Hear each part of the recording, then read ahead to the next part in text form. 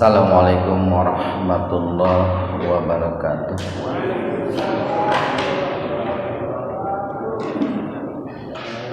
Alhamdulillahirabbil alamin.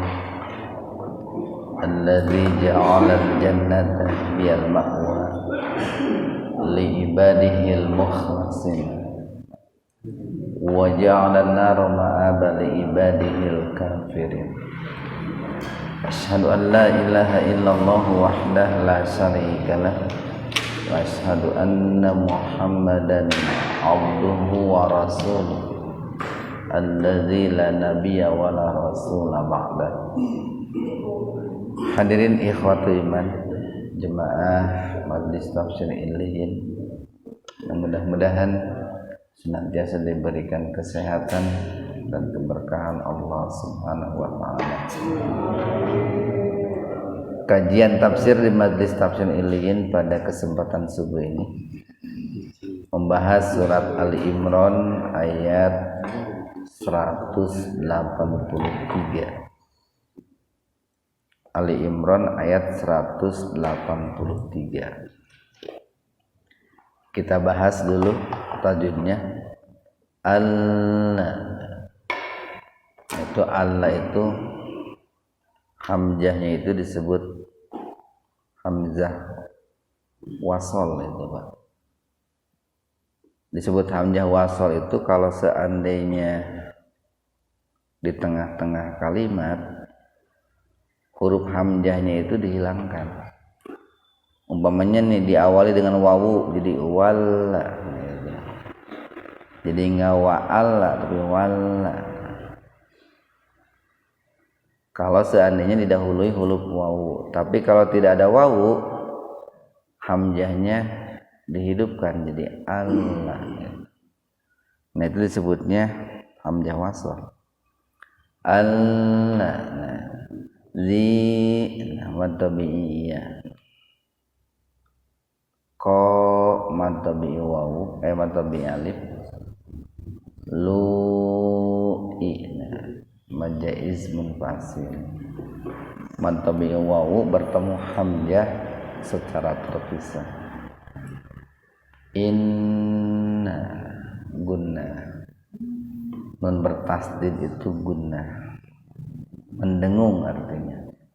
Naumo tafshim, lafdzul jalalah, lafaz Allah didahului oleh fathah. Ahida ilai madlain majaiz munfasil. Dibacanya lebih panjang dari mad tabi'i, jadi luar biasa lah panjangnya. Allah ini sebetulnya asalnya ada nun di situ Pak. Asalnya itu alif, hamzah, nun, lam. Nunnya dihilangkan diganti dengan tasdid. Di asalnya anla, jadi Allah. No, hamzah gelato. Huruf hamzah yang sukun di tengah-tengah kata. Jadi membacanya dihantakan, bukan dipanjangkan. Enggak nu, enggak begitu tapi nu. Minali rasul madami wawu lin idhar khalqi. Kasratain ketemu hamzah secara terpisah. Jadi dibaca idhar, jelas. Khalqi di tenggorokan. Hatta mad badal ya, ya hamzah gelatoh sama. Cuman bedanya kalau yang tadi huruf hamzahnya ditulis di atas wawu karena sebelumnya domah. Kalau yang ini hamzahnya ditulis di atas alif karena sebelumnya fathah. Jadi ya tiyana bikur tafshim. Huruf ro yang mati didahului domah. Jadi huruf ro-nya dibaca tebal, bikur, ba mad alif ning hakiki. Kasrotain ketemu tak secara terpisah, jadi betul-betul dibaca samar. Tak, tak hamzah gelatoh. Tak kuluhun, sebetulnya huruf hu-nya itu mad silah qasirah sebetulnya asalnya, karena huruf ha didahului huruf hidup. Lamnya kan hidup tuh. Asalnya dibaca panjang 2 ketukan. Takuluhu gitu. Cuma dikarenakan ketemu dengan huruf sukun, alif lam sukun, maka dibacanya pendek. Langsung dimasukkan ke huruf setelah lam, yaitu nun. Makanya sering disebut idgham samsiyah gunnah atau alif lam samsiyah gunnah. Ta'kuluhun nar. Kalau mau berhenti di situ, itu ro-nya dibaca tebal gitu, dan dibaca sukun juga. Ro-nya dibaca tafhim. Ikhwanu fiddin arsadakumullah. Di ayat ini Allah Subhanahu wa taala menjelaskan ciri lain atau tabiat lain ataupun kedustaan yang lain yang biasa dilakukan oleh orang-orang ahlul kitab, khususnya orang-orang Yahudi. Jadi kalau dalam ayat sebelumnya, salah satu tabiat buruk mereka itu adalah mereka mengatakan bahwa Allah itu fakir, sementara kami, kata mereka, itu adalah orang-orang kaya. Kemudian yang kedua, mereka membunuh para nabi, para rasul yang Allah utus kepada mereka tanpa alasan yang dibenarkan. Dan memang tidak akan ada alasan yang membenarkan membunuh para nabi. Yang dibenarkan untuk dibunuh itu hanya 4 itu. 1, orang yang membunuh dengan sengaja dengan alat yang mematikan, dan itu. Kemudian yang kedua, orang yang murtad, itu pun harus harus diingatkan dulu, disuruh dulu bertaubat, kemudian diberi jangka waktu sekian hari, jadi tidak ujug-ujug dibunuh. Itu kalau dalam hukum Islam begitu. Kemudian yang ketiga, yaitu orang yang zina muhsan. Yang keempat saya lupa lagi. Nah, tanpa alasan-alasan itu, maka itu tidak dibenarkan gitu, Pak. Apalagi yang dibunuhnya itu para nabi, para rasul. Nah, kemudian di ayat 183 ini nih, Allah menjelaskan tabiat yang lain atau kedustaan yang lain yang diucapkan oleh orang-orang Yahudi itu. Alladzina, yaitu orang-orang yang qalu, mereka mengatakan. Siapa orang-orang di sini? Ya tadi orang-orang Yahudi. Inna, sesungguhnya Allah. Ini mereka mengatakannya dengan memakai huruf inna. Itu dalam rangka mempengaruhi orang lain atau pihak lain, biar pihak lain itu percaya terhadap apa yang mereka sampaikan. Sesungguhnya Allah ahida, telah memerintahkan. Arti asalnya itu ahida itu mengikat janji, Pak, atau membuat perjanjian. Tapi sering dimaknai biar mudah itu memerintahkan. Sesungguhnya Allah telah memerintahkan ilaina kepada kami, ila kepada nak kami. Apa isi perintahnya itu? Allah, supaya tidak nu'mina kami membunuh beriman gitu.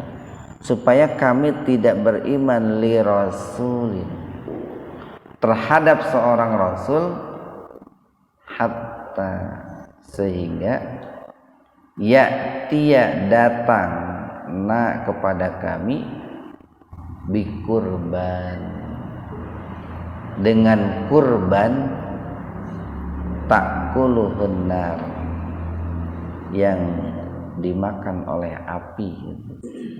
Apa yang disambar oleh api gitu. Jadi kalau kita baca tentang sejarah kurban, Pak, kurban itu ibadah yang sudah turun temurun, Pak. Dari mulai Nabi Adam itu yang namanya ibadah kurban itu sudah ada, yaitu dua putra Nabi Adam, Qabil dan Habil, diperintahkan untuk berkurban dalam rangka menentukan siapa yang berhak untuk menikahi Iklimah. Itu namanya itu putrinya Nabi Adam, Iklimah. Iklimah itu kembarannya Qabil. Nah waktu itu kan kurban yang diterima adalah kurbannya Habil. Ini kata kurban itu memakai tambahan alif dan nun, Pak. Asalnya itu koroba, koroba yukorribu kurban. Pakai tambahan alif dan nun. Itu menunjukkan bahwa melalui wasilah kurban atau melalui ibadah kurban, jarak antara seorang hamba dengan Allah itu sangat dekat, itu sangat dekat. Jadi kayak Quran gitu, Pak. Quran itu kan asalnya qara'a, yaqra'u, Quran itu. Memakai tambahan alif dan nun itu. Jadi bacaan yang sangat benar gitu, Pak. Bacaan yang sangat sempurna. Jadi kurban itu adalah satu cara untuk mendekatkan diri kepada Allah dengan sedekat-dekatnya. Jadi kalau di Al-Quran ada kata yang memakai tambahan alif dan nun, itu menunjukkan sangat. Kayak husban gitu. Itu hitungan yang akurat, yang pasti. Khusron itu kerugian yang pasti, yang sangat. Nah syariat kurban itu dari dulu itu, Pak, walaupun mungkin dari sisi teknis ada sedikit perbedaan, tapi substansinya sama-sama dalam rangka mendekatkan diri kepada Allah Subhanahu wa ta'ala. Kalau di zaman Nabi Idris itu kan kurban itu waktunya itu menjelang ini matahari berada di ufuk gitu. Nah itu waktunya itu. Atau kalau di zaman Nabi Musa itu dipisahkan kurban itu, hewan kurban itu, mana yang lari dibiarkan, mana yang ketangkap itulah yang dikurban gitu. Itu di zaman Nabi Musa. Kalau di zaman orang-orang Bani Israel, Yahudi, Nasrani, kurbannya itu manakala kurbannya disambar oleh api, disebutnya api putih itu dari langit, itu sebuah pertanda bahwa kurbannya itu diterima. Itu di zaman Bani Israel. Kalau di zaman Nabi Ibrahim itu kan awalnya Nabi Ibrahim hendak mengorbankan putranya Ismail kan, yang kemudian diganti dengan Gibas. Nah tentu itu kan kurbannya orang-orang yang terdahulu. Untuk kita hari ini ya kurbannya mengikuti syariat yang dicontohkan oleh Rasulullah Muhammad SAW. Ya seperti yang dilakukan hari ini. Nah jadi orang-orang Yahudi itu mengatakan sesungguhnya Allah itu memerintahkan kepada kami supaya kami tidak beriman kepada seorang rasul pun sehingga hatta itu harful goyah Pak, sehingga rasul tersebut mendatangkan kepada kami dengan satu kurban yang kemudian kurbannya itu dimakan api, disambar oleh api yang datang dari langit. Barangkali kalau diilustrasikan disambar dengan petir lah, lalu kurbannya itu terbakar. Itu biasanya kalau dalam sejarah itu katakanlah seorang nabinya itu menghadap kepada para pengikutnya, lalu kemudian di sampingnya itu ada ini hewan kurban, lalu kemudian hewan kurban itu disambar oleh api. Nah itu adalah sebuah permintaan yang disampaikan oleh orang-orang Yahudi Madinah ini Pak kepada Rasulullah SAW itu, saya itu Muhammad gitu baru akan percaya bahwa kamu itu seorang Rasul kalau kamu itu berkurban di hadapan kami, lalu kurbanmu itu diterima oleh Allah dengan cara dimakan oleh api. Kul katakan oleh Muhammad, jawab oleh Muhammad, qad sungguh ja'akum telah datang kepada kalian rusulun, rasul-rasul, utusan-utusan. Nggak pakai wawu Pak ya. Kalau tadi yang pertama pakai wawu, li rasulin, itu satu rasul. Kalau yang ini rusulun, nggak pakai wawu, banyak rasul. Jadi sungguh telah datang kepada kalian para rasul, tentu dalam jumlah yang sangat banyak. Min qabli sebelumku, bil bayinat, bi dengan al bayinat membawa bukti-bukti yang nyata, yang jelas, yang konkret, yang tidak ada kesamaran. Kalau dalam bahasa ilmiah barangkali yang logis, yang rasional, yang empiris. Wabilladzi wa dan bi dengan alladzi yang kultum kalian katakan. Apa yang dikatakan oleh mereka itu? Ya tadi bahwa Nabi Muhammad itu diminta untuk berkurban, lalu kurbannya itu dimakan oleh api. Sudah banyak gitu orang-orang sebelum kalian yang meminta kepada para nabi dan rasulnya itu seperti itu, bukan hal baru lah. Falima, tapi kenapa qataltumuhum, qataltumu kalian membunuh, memerangi hum mereka para nabi dan rasul yang Allah utus itu. In jika kuntum keadaan kalian itu shodiqin, orang-orang yang jujur, orang-orang yang benar. Jadi kalau kalian itu tidak dusta gitu, kalau kalian itu jujur benar bahwa kalian itu akan mengimani saya, kalau kurban saya itu dimakan oleh api, Dulu juga sudah banyak gitu. Nabi-nabi, rasul-rasul sebelum saya, mereka memenuhi tuntutan seperti kalian hari ini, tapi ujung-ujungnya diperangi juga, dimusuhi juga, dibunuh juga, nah gitu Pak. Nah itu menunjukkan bahwa mereka itu bohong lah, bohong. Ya orang-orang kafir, orang-orang munafik kan begitu. Sebelumnya mereka menuntut A, ketika A-nya dipenuhi, bikin lagi alasan yang lain.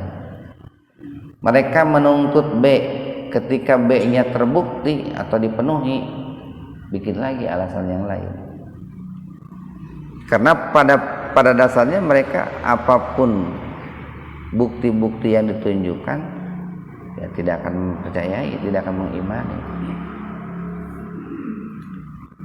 Dari dulu sampai sekarang pun yang namanya orang munafik, orang kafir yang begitu. Satu ayat lagi, maka in jika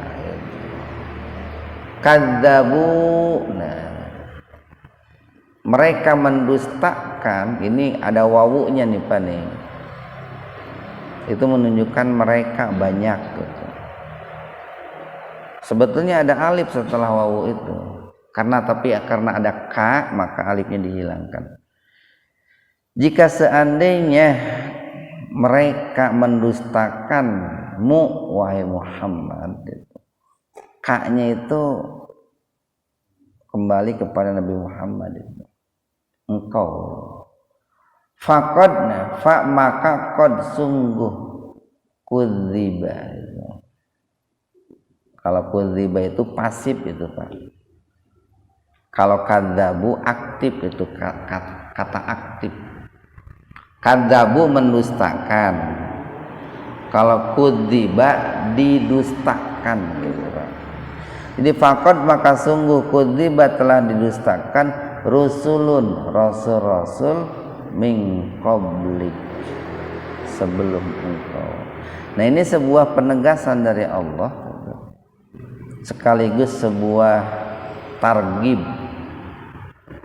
Targhib itu semacam penghibur Pak, semacam motivasi, penguat lah kalau dalam bahasa kita Pak, nguatkeun hati, nguatkeun keyakinan gitu. Wahai Muhammad jangan sedih gitu.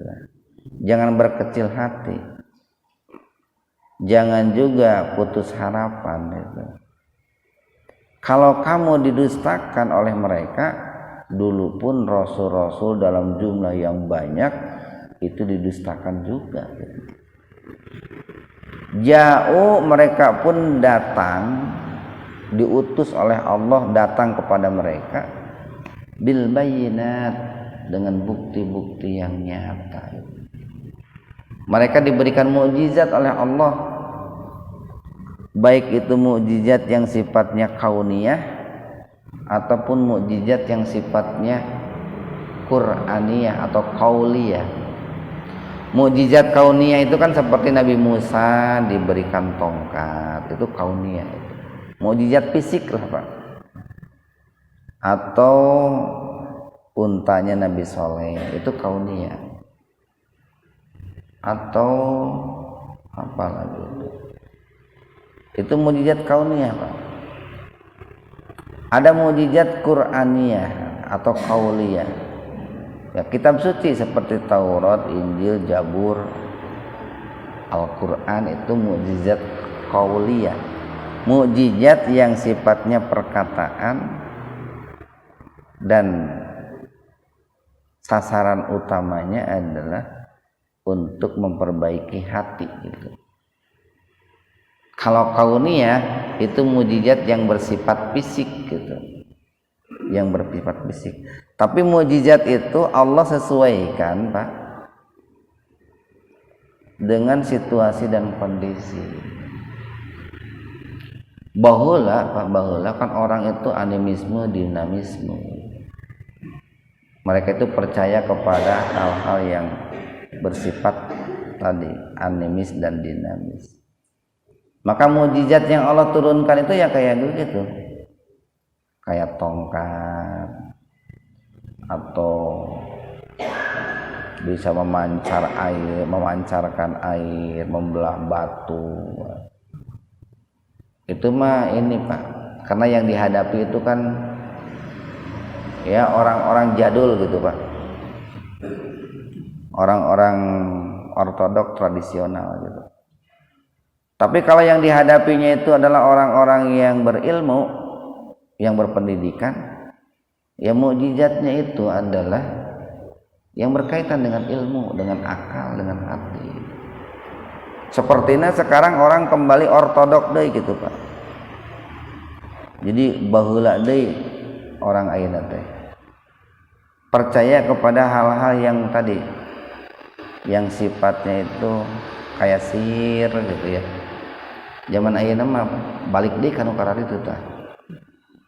Jadi geus dimodernkeun ku Nabi Muhammad teh nya. Malah hayang di